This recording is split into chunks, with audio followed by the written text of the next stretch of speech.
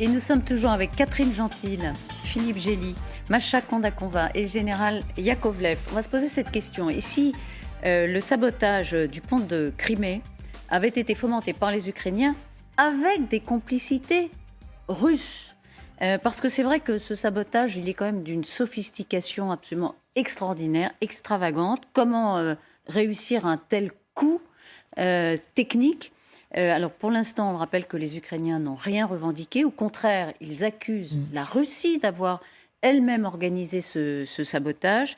Mais si ce sont les Ukrainiens, est-ce que c'est possible sans une complicité russe? Je voudrais vous montrer ce qui était sur le papier, le degré de surveillance de ce pont. Alors voilà, théoriquement, vous voyez, c'est extravagant. 19 km de pont. Alors il y a une surveillance satellitaire, il y a des avions, il y a des radars, il y a des plongeurs, il y a des bateaux.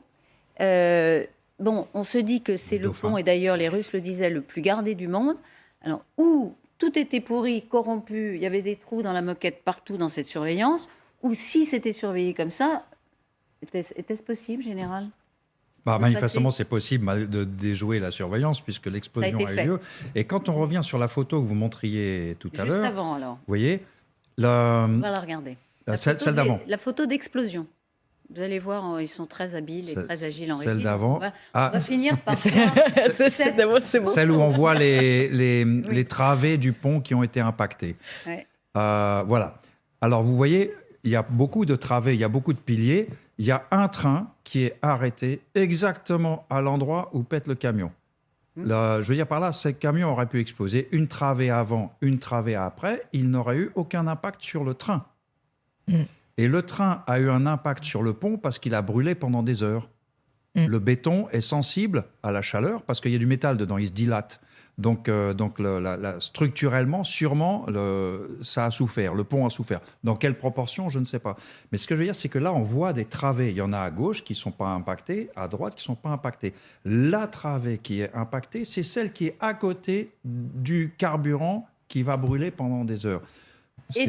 Donc ça, c'est de la synchronisation.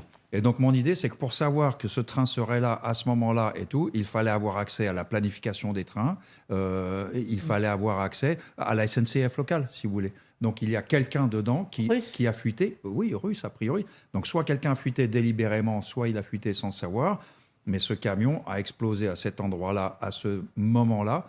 À 6h07 en plus, qui est gentil pour éviter de tuer beaucoup de civils, c'est un bon moment. Vous voyez ce que je veux dire là, à la différence des Russes qui bombardent à l'heure où les enfants vont à l'école, là on fait cet attentat à un moment où il y a une voiture à côté, si vous voulez. D'accord. Donc ce que vous dites, c'est que les Ukrainiens sont très doués, mais pour arriver à cette synchronisation sur laquelle vous insistez, il fallait forcément des informations et donc la complicité des services secrets russes. Ah non, pas je ne sais pas qui est complice. Ça peut être la SNCF locale. La SNCF locale vous paraît quasiment indispensable, disons-le. Oui. Vous ne croyez pas au miracle? Non, en l'occurrence, non, je ne crois pas au miracle. Non. Est-ce qu'il est imaginable qu'un drone, aussi, alors, on a parlé du drone, dites-nous. Permette de voir où se trouve le camion et de déclencher... Alors, évidemment, il y a une surveillance aérienne du pont, donc peut-être que ce n'est pas possible. Mais on peut imaginer qu'il y a un opérateur. Il y a eu des attentats en Crimée sur des bases militaires qui ne sont pas non plus d'un accès libre, n'est-ce pas? Donc il y en a eu plusieurs depuis le mois d'août.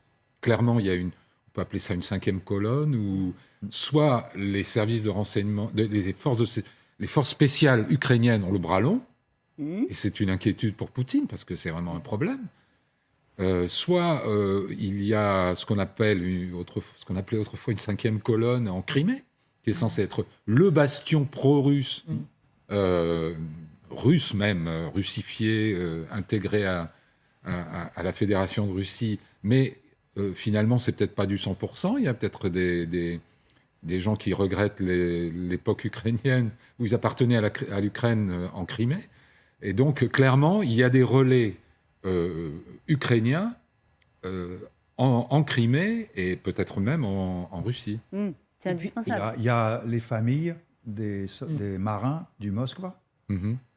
Je veux dire par là, il y a beaucoup d'appelés. Il y a beaucoup d'appelés en Crimée, parce que quand ils sont devenus russes, ils ont découvert le bonheur de rejoindre un pays dont l'armée est aussi fondée sur la conscription, et donc il y a eu des conscrits, ce qui n'était pas avant. Bon. Et dans les 250 a priori disparus du Moskva, il y a beaucoup d'appelés, des conscrits qui viennent de Crimée. Et à l'époque, on parlait, les familles faisaient le tour des hôpitaux et réclamaient justice et demandaient à savoir où étaient leurs enfants. Donc il y a un certain nombre de gens en Crimée aujourd'hui qui, même s'ils étaient pro-russes au départ, sont peut-être toujours pro-russes, mais pas forcément pro-Poutine. Exactement. Pour vous, Macha, qui est ukrainienne, qui a C'est la question. Est-ce que vous dites c'est nous, nos services ont réussi un coup génial, ou est-ce que vous dites comme votre ambassadeur, on peut l'écouter peut-être, l'ambassadeur d'Ukraine en France, que Paul Laroutourou et Lucas Prévost ont rencontré hier. Écoutez ce qu'il dit. Alors on ne l'a pas, pardon. On l'écoutera. Alors je vais vous lire. Il disait ça textuellement. Je vais vous lire un rapport des services secrets ukrainiens qui prouve que c'est Vladimir Poutine qui a détruit ce pont pour pouvoir déclencher son offensive d'hier matin, puisque le plan était planifié depuis le 3 octobre. Quelle est votre hypothèse ? Effectivement, on pose la question, même hier, avec mon ami réalisateur qui vient de Kiev, on se dit, qui est-ce ? Du coup, évidemment, il y a des hypothèses. Soit c'est les Ukrainiens qui ont réussi de faire cette explosion, je n'appelle pas ça les attentats, parce que c'était, comme vous avez dit, à 6h du matin, et apparemment, il n'y avait personne sur le pont, à part de ce couple, malheureusement, qui ont perdu leur vie. Qui sont pour rien. Encore une fois, c'est des gens qui souffrent. Deuxième, du coup, c'était symbolique, très important, parce que le pont qui créait la Russie avec l'annexion de Presqu'île et la Crimée qui a été annexée en 2014, c'est un symbole très très fort qui est en feu. Donc l'idée de l'impérialisme russe, de tout ce que Poutine engage, et pour qu'il ait monté 88% de son sondage a dit que de Russes, on était tellement contents d'avoir récupéré Crimée. Donc c'était pour lui une victoire. On l'a beaucoup expliqué, ça, effectivement, la force symbolique de cet attentat. Voilà, donc ça, on pense que, ok, ça, si c'est ça, c'est intéressant. De l'autre point de vue, est-ce que c'était les troupes russes qui ont fait ça pour provoquer et se permettre de bombarder l'Ukraine hier matin? Ça, c'est une autre possibilité. Ou troisième, effectivement, est-ce que c'était quelqu'un de l'intérieur de la Russie qui n'avait marre? Parce que je pense à ce chauffeur qui a fait... Alors, le chauffeur du camion, qui avait la charge explosive. Qu'est-ce qui était dans sa tête? Qui l'a engagé? Qu'est-ce qui était dans sa tête à ce moment-là? Est-ce que c'était le sacrifice pour finalement faire un geste et dire « C'est Sophie, les gars, regardez ce qu'on fait, il faut... » Est-ce que c'est un kamikaze? Est-ce qu'il le savait, qu'il transportait cette charge? Par ailleurs, on dit beaucoup qu'il y a beaucoup de surveillance, on l'a vu tout à l'heure dans ce pont, y compris des contrôles physiques. Manifestement, il suffit peut-être de payer les gars à l'entrée pour passer sans surveillance. Mais là, le système de corruption... Vous vouliez juste dire quelque chose avant en écoutant Macha, Catherine? Mais c'était sûrement aussi peut-être moins surveillé parce que le camion venait de Russie et qu'évidemment les Russes surveillaient sûrement beaucoup plus ce qui arrivait de l'autre côté, même s'ils considèrent que c'est leur terre, bien sûr. Et là, effectivement, c'est qui que ce soit qui a réalisé cette action. Effectivement, c'était vraiment bien joué parce que c'était encore plus symbolique. Le fait que le camion vienne du côté russe, c'est encore plus difficile après, évidemment, d'établir les responsabilités. C'est pas une arme. Si ce sont les Ukrainiens, c'est aussi bien joué parce qu'ils n'ont pas utilisé une arme occidentale qui leur a été livrée pour attaquer le pont. Donc, ça permet de ne pas dire après... les Russes ne peuvent pas dire « Ah ben vous voyez, les Occidentaux, vous l'avez toujours dit, l'OTAN, les Occidentaux, en fait, sont un danger pour la Russie puisqu'ils viennent jusqu'à cette terre sacrée et ce pont ô combien admirable. » Et en utilisant cette bonne vieille technique du camion piégé qu'on a vu partout au Liban, en Afghanistan, etc., c'est vrai que c'est toujours très difficile de remonter jusqu'à celui qui a donné l'ordre. Donc que ce soit les Russes ou les Ukrainiens, si j'ose dire, c'est bien joué dans le sens où c'est malgré, alors évidemment, les morts que ça a occasionné, mais parce que, évidemment, c'est pas une arme qui permet de remonter à la source. C'est un bon point, c'est très clair. Je crois qu'au-delà du succès de l'opération elle-même, il y a une dimension de guerre psychologique dans laquelle les Ukrainiens se révèlent finalement assez forts. Puisque le camion vient de Russie, et ça c'est attesté, pourquoi ne pas instiller le doute? Ce que fait l'ambassadeur.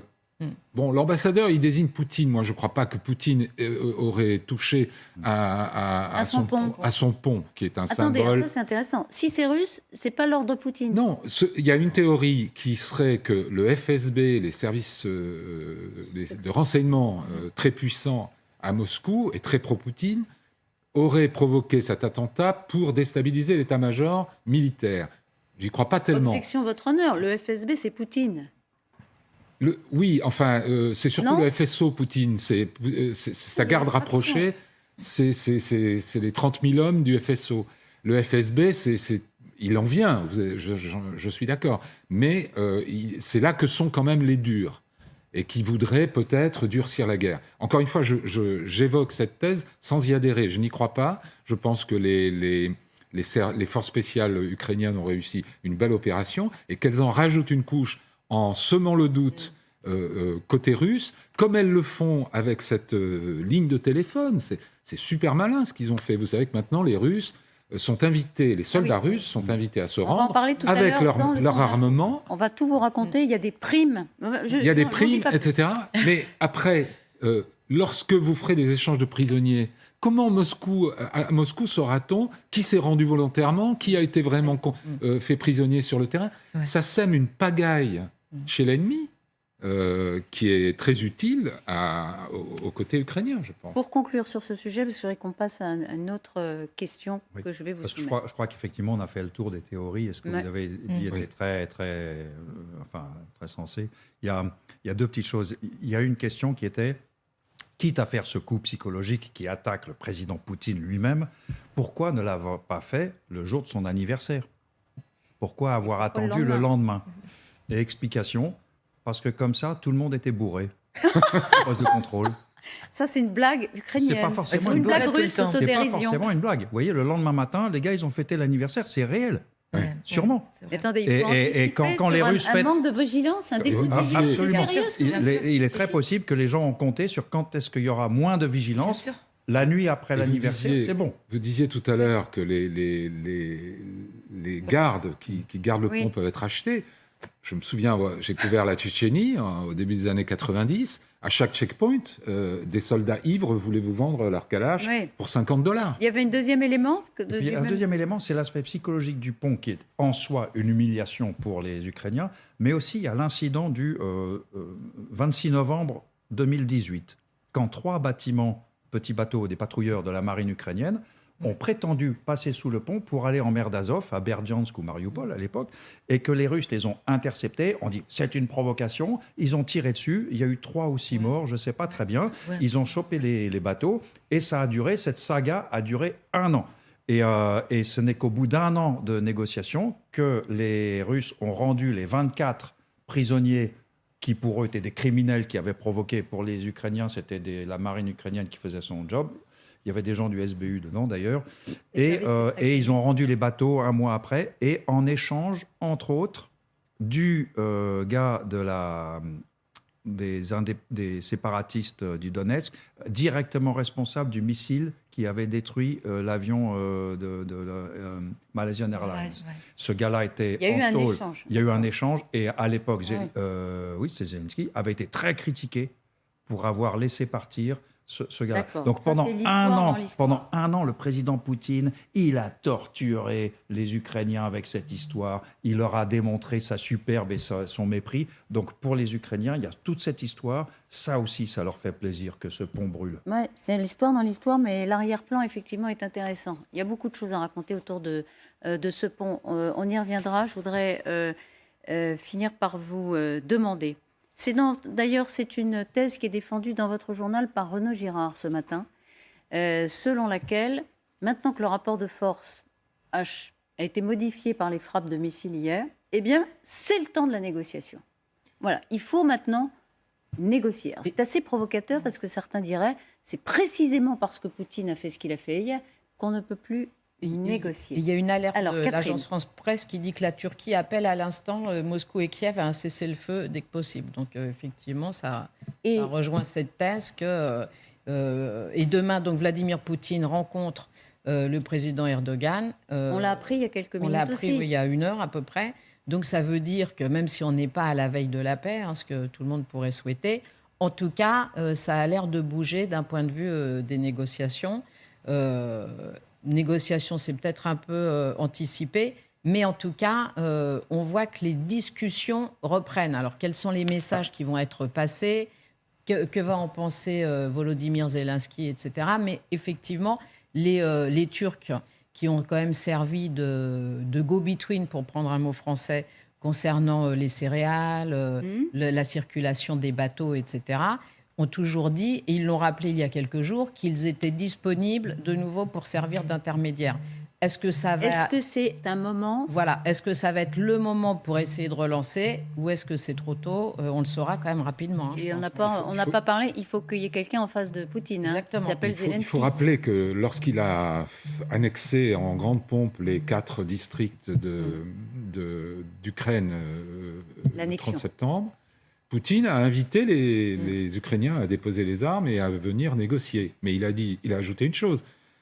L'annexion l'empêche de faire marche arrière sur la restitution de territoire. Donc, on peut effectivement considérer que le rééquilibrage militaire ouvre une fenêtre d'opportunité, comme on dit, pour essayer de relancer la diplomatie. Sauf que, qu'est-ce qu'on peut négocier ? À partir du moment où ne sont plus sur la table les territoires conquis par la Russie, où en plus, les attaques d'hier ont été justifiées parce que les Ukrainiens sont des terroristes.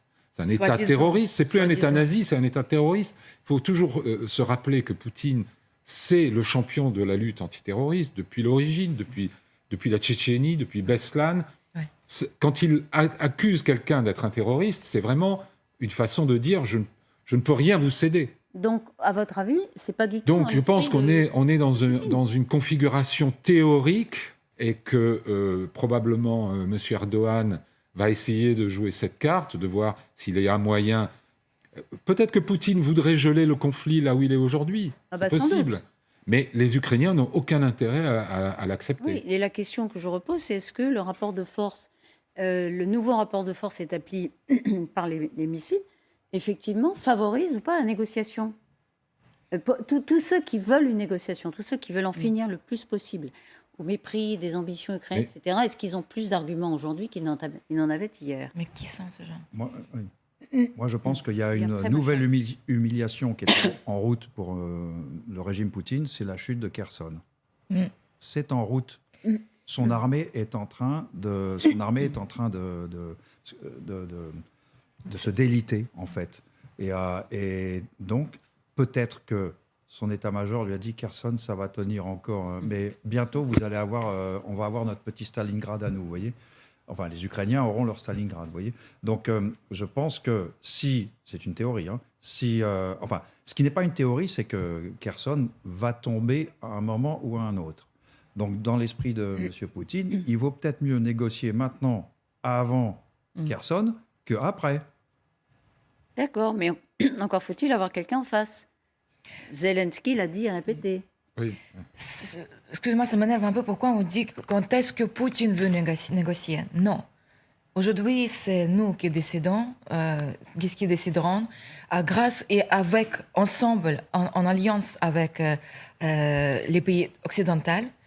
Il faut qu'on soit ensemble contre ce mal. Parce que, pour moi, en tout cas, ce que je ressens, pourquoi on n'avait pas les négociations au mois de mars ?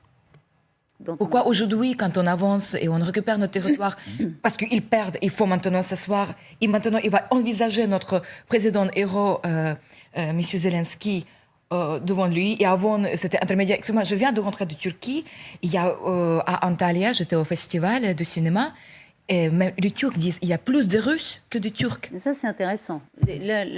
Donc, qu'est-ce qu'on va négocier ? Et surtout avec l'homme qui ne respecte pas aucune signature internationale depuis le chute de l'Union soviétique. Oui. Donc, pour vous, c'est une on devrait être protégé. Quand on a rendu notre arme nucléaire, on nous devrait dû être protégé. Merci, Macha. Il faut juste noter que le président américain Joe Biden, a posé la question de manière publique en se disant à quel moment devra-t-on laisser une porte de sortie à Vladimir Poutine. Il s'inquiète de la rhétorique nucléaire Et là où Emmanuel Macron était très critiqué lorsqu'il disait il ne faut pas humilier le président, On conclut.